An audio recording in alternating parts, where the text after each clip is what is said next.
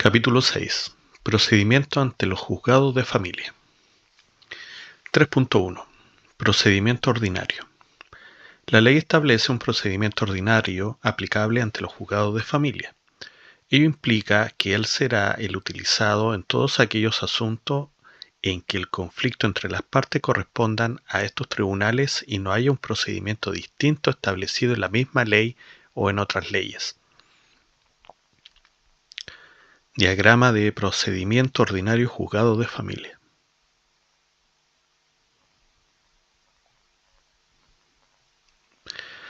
(3.1.1) Presentación de la demanda.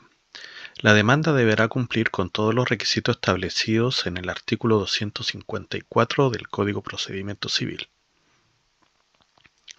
Tratándose de las causas en que la ley exige la mediación como trámite previo a la presentación de la demanda, derecho de alimentos, cuidado personal y el derecho de los padres, hijos e hijas que vivan separados a mantener una relación directa y regular, se deberá acompañar un certificado que acredite que se dio cumplimiento al procedimiento de mediación previo, dispuesto en el artículo 106 de la Ley número 19.968, que crea los tribunales de familia.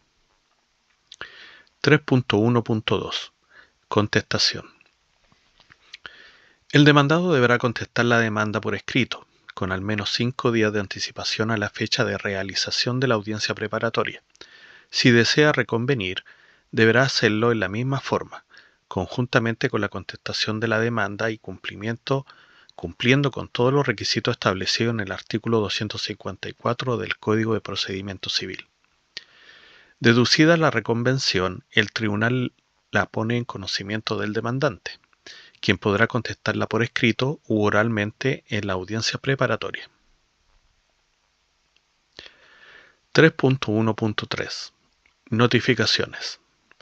Admitida la demanda, el tribunal citará a las partes a una audiencia preparatoria, la que deberá realizarse en el más breve plazo posible. Esta resolución se notifica a ambas partes, al demandante por el estado diario o por correo electrónico, mientras que al demandado, por tratarse normalmente de la primera notificación en el proceso, según lo que hemos revisado con anterioridad, personalmente. La notificación de la resolución que cita a la audiencia preparatoria deberá practicarse siempre con una antelación mínima de 15 días.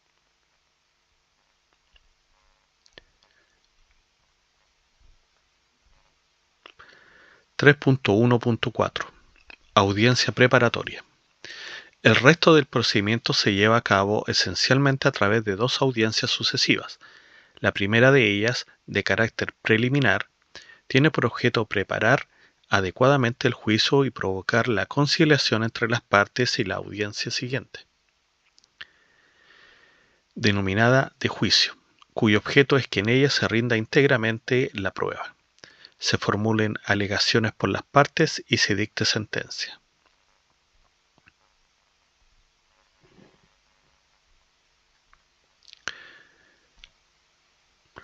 La ley ha establecido diversos trámites dentro de la audiencia preparatoria. Ellos son: 1. Relación breve y sintética, que harán las partes ante el juez, del contenido de la demanda, de la contestación y de la reconvención que se haya deducido, y de la contestación a la reconvención, si ha sido hecha por escrito. 2. Contestar la demanda reconvencional en su caso. 3. El tribunal podrá decretar las medidas cautelares que sean necesarias. 4. Promover, en los casos en que proceda, ya sea a iniciativa del tribunal o a petición de parte, que las partes resuelvan el conflicto a través de mediación familiar, evento en el cual se suspenderá el procedimiento judicial hasta concluida la mediación, según lo que veremos más adelante. 5. El tribunal promoverá la conciliación entre las partes, ya sea sobre todo o parte del conflicto, conforme a las bases de acuerdo que el propio tribunal proponga a las partes. 6. Enseguida, el tribunal procederá a determinar el objeto del juicio, las pretensiones de las partes que serán objeto de prueba y consideradas para su resolución en la sentencia. 7. Una vez fijado el objeto del juicio, el tribunal procederá a fijar los hechos que deben ser probados. 8. Determinar las pruebas que deberán rendirse al tenor de la propuesta de las partes y disponer la práctica de las otras que estime necesarias. 9. Excepcionalmente y por motivos justificados, recibir la prueba que deba rendirse en ese momento. 10. Fijar la fecha de la audiencia de juicio, la que deberá llevarse a efecto en un plazo no superior a 30 días de realizada la preparatoria. Sin perjuicio de ello, el juez podrá, previo acuerdo de las partes, desarrollar la audiencia de juicio inmediatamente finalizada la preparatoria.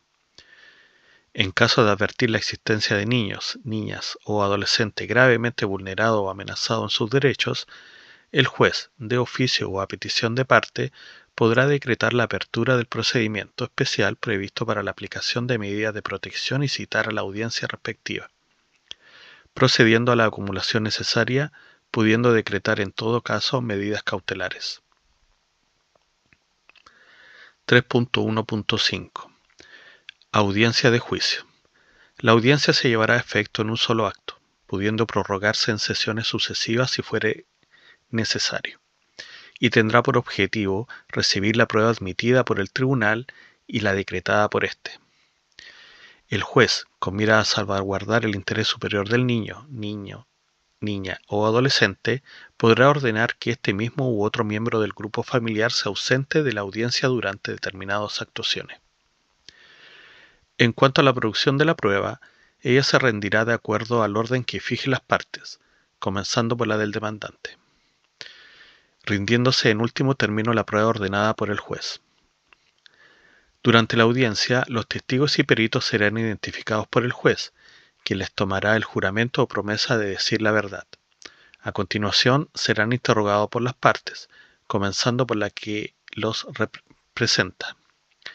Los peritos deberán exponer brevemente el contenido y las conclusiones de su informe, y luego se autorizará su interrogatorio por las partes. El juez también podrá efectuar preguntas al testigo o perito, así como a las partes que declaren, una vez que fueren interrogadas por los litigantes y con la finalidad de pedir aclaraciones o adiciones a sus dichos.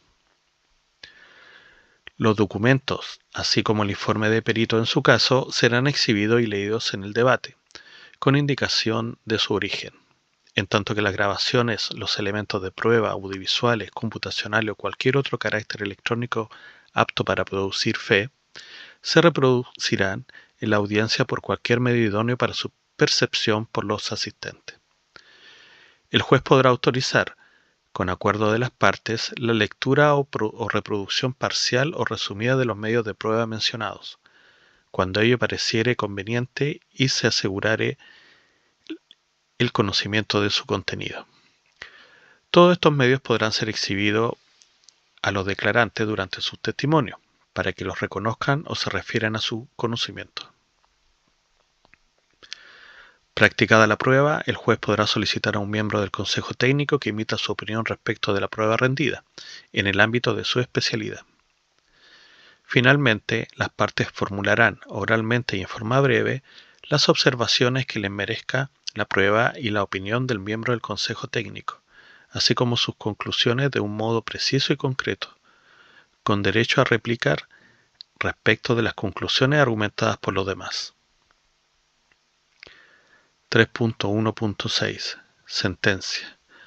Una vez concluidas las alegaciones de las partes, el juez comunicará de inmediato su resolución, indicando los principales fundamentos tomados en consideración para dictarla. Excepcionalmente, cuando la audiencia de juicio se hubiere prolongado por más de 2 días, el juez podrá postergar la decisión del caso hasta el día siguiente hábil, lo que se indicará a las partes al término de la audiencia, fijándose de inmediato la oportunidad en que la decisión será comunicada. La redacción del fallo podrá ser pospuesta hasta por un plazo de 5 días, ampliables por otros 5 por razones fundadas, fijando la fecha en que tendrá lugar la lectura de la sentencia, la que podrá efectuarse de manera resumida. 3.1.7 Recursos. 1. En el caso del recurso de reposición, La solicitud deberá presentarse dentro del tercer día de notificada la resolución reclamada, a menos que dentro de dicho término tenga lugar una audiencia, ya que en tal caso deberá interponerse y resolverse durante ella misma. En tanto que, tratándose de una resolución pronunciada en audiencia, el recurso de reposición debe ser interpuesta por la parte y resuelto por el juez en el acto. 2. En cuanto al recurso de apelación, la ley limita el tipo de resoluciones apelables, de manera que sólo lo son la sentencia definitiva de primera instancia, las resoluciones que ponen término al procedimiento o hacen imposible su continuación, por ejemplo, la que decreta el abandono del procedimiento o acoge la excepción de incompetencia del tribunal, y las que se pronuncien sobre medidas cautelares. La apelación deberá entablarse siempre por escrito y se concederá en el solo efecto devolutivo. La Corte de Apelaciones respectiva conocerá y fallará el recurso, sea que las partes o sus representantes comparezcan o no ante ella. 3. El recurso de casación en la forma procederá según lo establecido en el Código de Procedimiento Civil, aunque con las siguientes modificaciones. Solo podrá intentarse en contra de la sentencia definitiva de primera instancia y de las interlocutorias de primera instancia que pongan término al juicio o hagan imposible su continuación. Se reducen las causales que lo hacen procedente y se atenúa la exigencia de patrocinio de abogado, la que se entenderá satisfecha por la sola circunstancia de interponerlo el abogado que patrocine la causa. 3.2. Procedimiento para la aplicación judicial de medida de protección de los derechos de los niños, niñas o adolescentes. La ley que crea los juzgados de familia establece también un procedimiento aplicable para aquellos casos en que la ley exige o autoriza la intervención del tribunal para adoptar alguna de las medidas de protección jurisdiccional establecidas en la ley, a efecto de proteger los derechos de los niños, niñas o adolescentes cuando estos se encontraren amenazados o vulnerados. El procedimiento podrá iniciarse a solicitud del mismo niño, niña o adolescente, de sus padres, de las personas que lo tengan bajo su cuidado, de los profesores o del director del establecimiento educacional al que asista, de los profesionales de la salud que trabajen en los servicios que se atienda, del Servicio Nacional de Menores o de cualquier persona que tenga interés en ello. Tal solicitud no requiere de formalidad alguna, bastando con la sola petición de protección para dar por iniciado el procedimiento. Por supuesto, el procedimiento también podrá iniciarse a instancias del propio tribunal, sin que haya mediado requerimiento de persona alguna. 3.2.1. Medidas cautelares especiales. En cualquier momento del procedimiento, inclusive antes de su iniciación, a solicitud de la autoridad pública o de cualquier persona, e incluso de oficio sin mediar tal solicitud, el juez podrá adoptar medidas cautelares cuando sea necesario para proteger los derechos del niño, niña o adolescente. Tal medida cautelar no podrá durar más de 90 días. Entre tales medidas, la ley prevé las siguientes. A. La entrega inmediata del niño, niña o adolescente a sus padres o a quienes tengan legalmente su cuidado.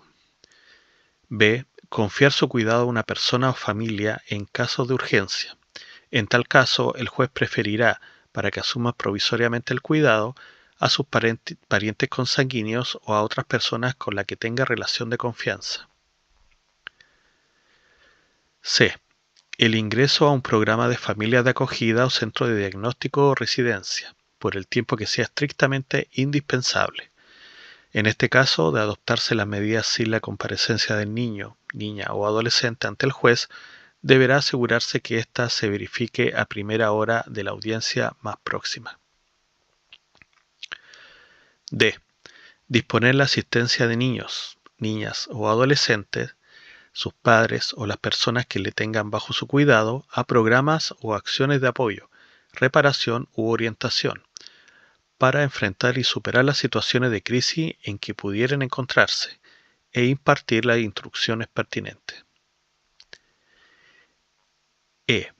Suspender el derecho de una o más personas determinadas a mantener relaciones directas o regulares con el niño, niña o adolescente, sea que tales condiciones de relación hayan sido establecidas por resolución judicial o por acuerdo entre las partes. F. Prohibir o limitar la presencia del ofensor en el hogar común. G. Prohibir o limitar la concurrencia del ofensor al lugar de estudio del niño, niña o adolescente, así como a cualquier otro lugar donde éste o ésta permanezca, visite o concurra habitualmente. En caso de que concurran al mismo establecimiento, el juez adoptará medidas específicas tendientes a resguardar los derechos de aquellos. H. La internación en un establecimiento hospitalario, psiquiátrico o de tratamiento especializado, según corresponda, en la medida que se requiera de los servicios que estos ofrecen y ello sea indispensable frente a una amenaza a su vida o salud. Y la prohibición de salir del país para el niño, niña o adolescente sujeto de la petición de protección. 3.3. Procedimiento relativo a actos de violencia intrafamiliar. El conocimiento de los conflictos originados de los actos de violencia intrafamiliar será de competencia del juzgado de familia dentro de cuyo territorio jurisdiccional tenga residencia o domicilio el afectado, siempre que se trate de actos de violencia intrafamiliar que no sean constitutivos de delito. A efecto de brindar protección al afectado, cualquier tribunal que ejerza jurisdicción en asuntos de familia, un fiscal del Ministerio Público o un juez de garantía que hayan tomado conocimiento de una demanda o denuncia por acto de violencia intrafamiliar deberán, de inmediato, adoptar las medidas cautelares del caso, aun cuando no sea competente para conocer de ellas. Ello es igualmente válido cuando entre las víctimas figuren personas mayores y niños, niñas o adolescentes. El procedimiento se iniciará por demanda o por denuncia, lo que podrán interponer la propia víctima, sus ascendientes, descendientes, guardadores o personas que le tengan a su cuidado. La denuncia, además, podrá hacerse por cualquier persona que tenga conocimiento directo de los hechos que la motiven.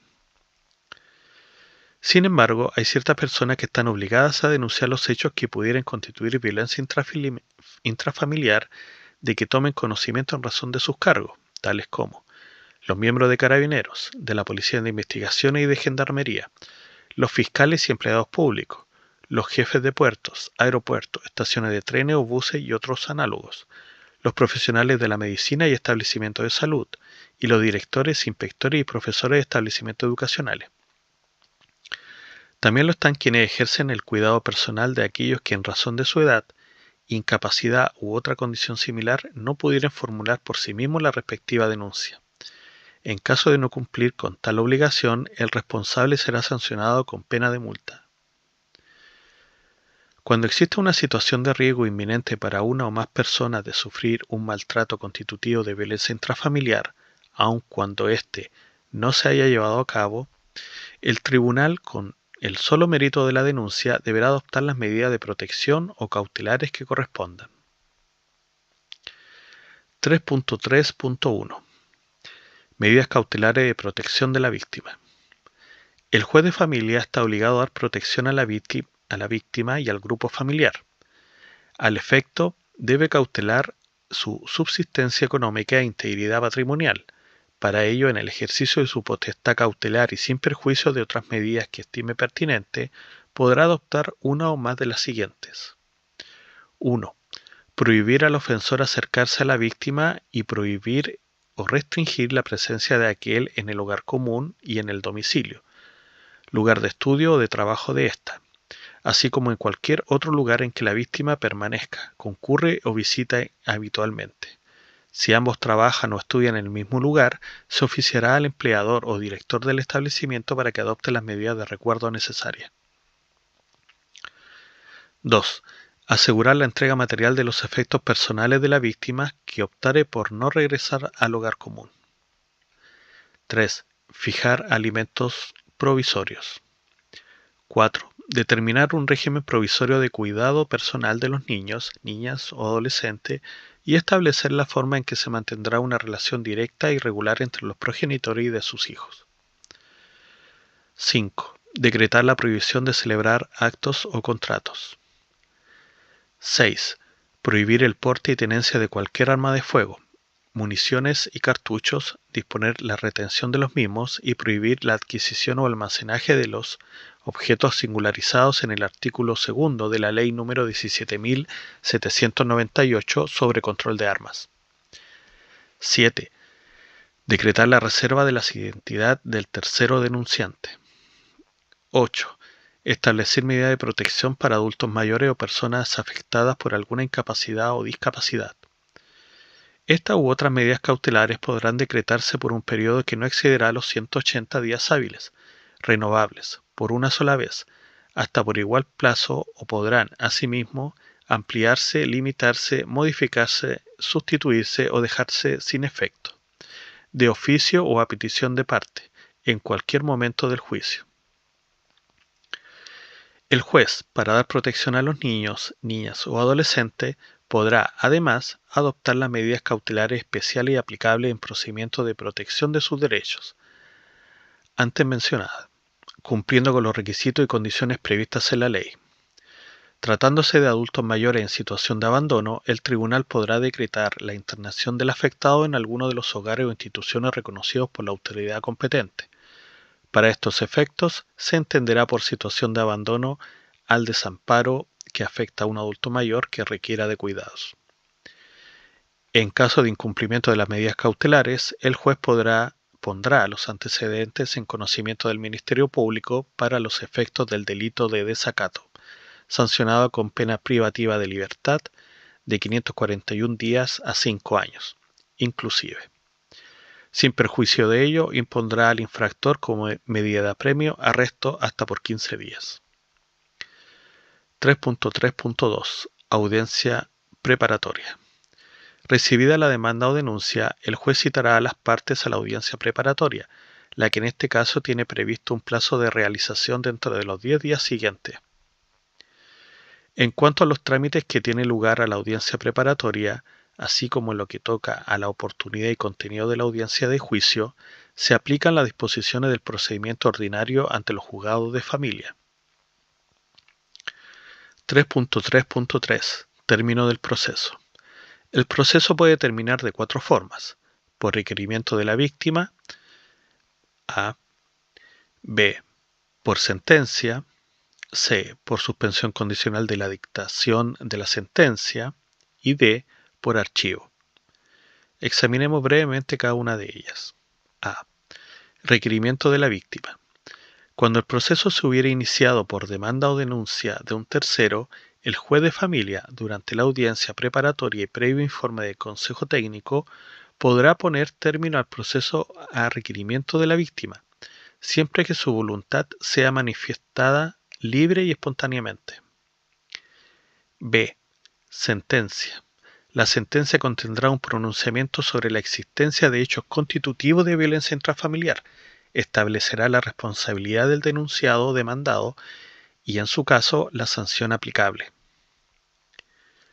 La Ley de Violencia Intrafamiliar establece que el maltrato constitutivo de violencia intrafamiliar, atendida su gravedad, será sancionado con una multa a media a 15 unidades tributarias mensuales a beneficio del gobierno regional del domicilio del denunciante o demandante, cuyo importe será destinado a los centros de atención de víctimas de violencia intrafamiliar existentes en la región respectiva y que sean de financiamiento público o privado. Además de la sanción de la multa, la nueva Ley de Violencia Intrafamiliar impone al juez el deber de aplicar en la sentencia una o más de las siguientes medidas accesorias. Primero, obligación de abandonar el ofensor el hogar que comparte con la víctima. Segundo, prohibición de acercarse a la víctima o a su domicilio, lugar de trabajo o de estudio.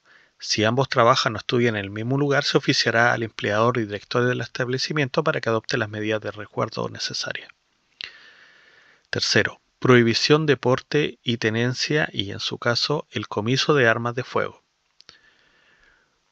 Cuarto, la asistencia obligatoria a programas terapéuticos o de orientación familiar. El juez fijará el plazo de estas medidas, que no podrá ser inferior a 6 meses ni superior a 1 año, prorrogable a petición de la víctima, si se mantienen los hechos que la justificaron. C. Suspensión condicional de la dictación de la sentencia. Si el denunciado o demandado reconoce ante el tribunal los hechos en cuestión y existen antecedentes que permiten presumir fundadamente que no ejecutará actos similares en lo sucesivo, el juez podrá suspender condicionalmente la dictación de la sentencia, siempre y cuando se cumplan cualquiera de las siguientes condiciones. Primero, que se hayan establecido y aceptado por las partes obligaciones específicas y determinadas sobre sus relaciones de familia y aquellas de carácter reparatorio a satisfacción de la víctima. Segundo, que se haya adquirido por el demandado o denunciado, con el acuerdo de la víctima, el compromiso de observancia de una o más de las medidas cautelares previstas en la ley por un lapso no inferior a 6 meses ni superior a un año. D. Archivo. Si llegado el día de la celebración de la audiencia respectiva no concurriera en ninguna de las partes que figuren en el proceso y el demandante o denunciante no pidiere una nueva citación dentro del 5.º día, el juez de familia ordenará el archivo provisional de los antecedentes, pudiendo el denunciante o demandante solicitar en cualquier momento la reapertura del procedimiento, transcurrido un año desde que se decrete el archivo provisional sin haberse requerido la reanudación del procedimiento. Se declarará de oficio o a petición de parte el abandono del procedimiento, debiendo el juez dejar sin efecto las medidas cautelares que haya fijado. 3.4. Procedimiento en materia de alimentos. La ley que crea el juzgado de familia también introduce modificaciones en la ley número 14.908 sobre abandono de familia y pago de pensión alimenticia. De los juicios de alimentos, sea que ellos sean requeridos para los hijos menores de edad o no, conocerá el juez de familia del domicilio del alimentante o del alimentario, a elección de este último. En cambio, de las demandas de rebaja o cese de la pensión conocerá el tribunal del domicilio del alimentario. La madre, cualquiera que sea su edad, podrá solicitar alimentos para el hijo ya nacido o que está por nacer. Si aquella es menor, el juez deberá designarle representante en interés de la madre. En los juicios en que se demande, el juez deberá pronunciarse sobre los alimentos provisorios, junto con admitir la demanda a tramitación con el solo mérito de los documentos y antecedentes presentados. En caso contrario, incurrirá en falta o abuso. No obstante, el demandado tendrá 5 días para oponerse al monto provisorio decretado, debiéndosele informar de ello con la notificación de la demanda. En caso de mediar oposición, el juez resolverá de plano, salvo que del mérito de los antecedentes estime necesario citar a una audiencia, la que deberá efectuarse dentro de los 10 días siguientes. En cambio, si no existe oposición, la resolución que fija los alimentos provisorios causará ejecutoria. El tribunal podrá acceder provisionalmente a la solicitud de aumento, rebaja o cese de una pensión alimenticia, cuando estime que existen antecedentes suficientes que lo justifiquen. Toda resolución que fije una pensión de alimento deberá determinar el monto y el lugar de pago de la misma, pudiéndose verificar mediante retención judicial por el empleador del alimentante. El monto de la pensión no podrá ser una suma o porcentaje que exceda del 50% de la renta del alimentante, y, cuando ella sea fijada en una suma determinada, ésta se reajustará por el tribunal semestralmente de acuerdo al alza que haya experimentado el índice de precios al consumidor. Toda resolución judicial que fije una pensión alimenticia o que aprueba una transacción que cumpla con los requisitos legales tiene mérito ejecutivo y, en caso de incumplimiento, será competente para conocer de la ejecución del mismo juzgado de familia que dictó la resolución o del nuevo domicilio del alimentario. 3.7.1. Aplicación de medidas de apremio al alimentante. Si decretado los alimentos por resolución que causa ejecutoria en favor del cónyuge, de los padres, de los hijos o del adoptado, el alimentante no hubiere cumplido su obligación en la forma pactada u ordenada o hubiere dejado de pagar una o más cuotas, el tribunal que dictó la resolución deberá, a petición de parte o de oficio y sin necesidad de audiencia, imponer al deudor, como medida de apremio, el arresto nocturno hasta por 15 días. Tal medida tendrá lugar entre las 22 horas de cada día hasta las 6 horas del día siguiente. Además, el juez podrá repetir la medida hasta obtener el íntegro pago de la obligación.